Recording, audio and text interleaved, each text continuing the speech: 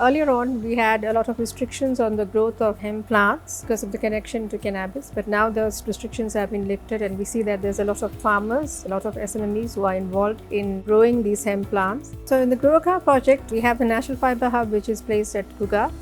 So it's a facility that is capable of producing different types of customized nonwovens. These nonwovens can also be used as a reinforcement in composites. It can be both thermoplastic and thermoset composites, and then we can use these as interior trim structures in automotives. These are non-load bearing parts, and these are currently made from glass fibers and polymers. So these glass fibers can be easily replaced by plant fibers. So the main advantages of using plant fibers is that they have similar technical properties to glass fibers. When you are incorporating it in composites, leads to lightweighting, so that's fuel savings as well. Also, these are renewable and biodegradable, so that creates a positive environmental impact. The process for growing a car pot starts in the field. The fibers grow for approximately 2.5 to 3 months. Thereafter, once they're harvested, they lie on the ground to be retted, which is semi-rotting, breaks down the lignins.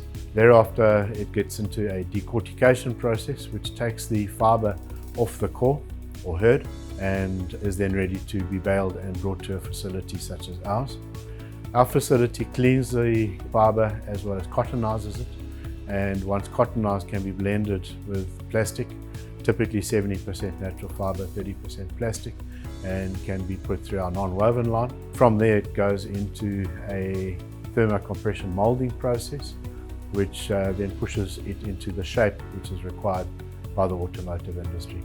Once the hemp fiber nonwovens are developed at the Natural Fibre Hub, it's important that we test these nonwovens to see that it meets with specific automotive standards. We have a Textile Testing Laboratory that can test the properties of the nonwovens like the tensile strength, water vapor permeability. We can look at the chemical composition of fibers and abrasion and peeling resistance of the fibers.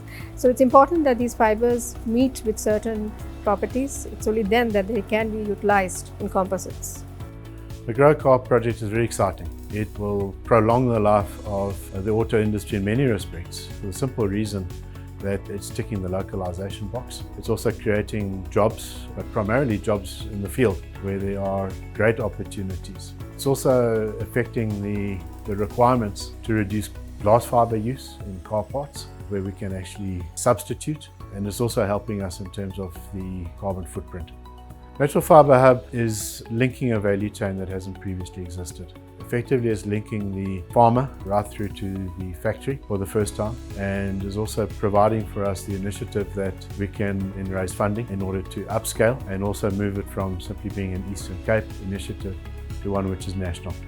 So it's really exciting to be part of this project where we are using locally developed plant fibers for developing composite structures for advanced applications like in the transport sector. So in the long run, this project is actually going to revive both the agricultural as well as the manufacturing sector of the country.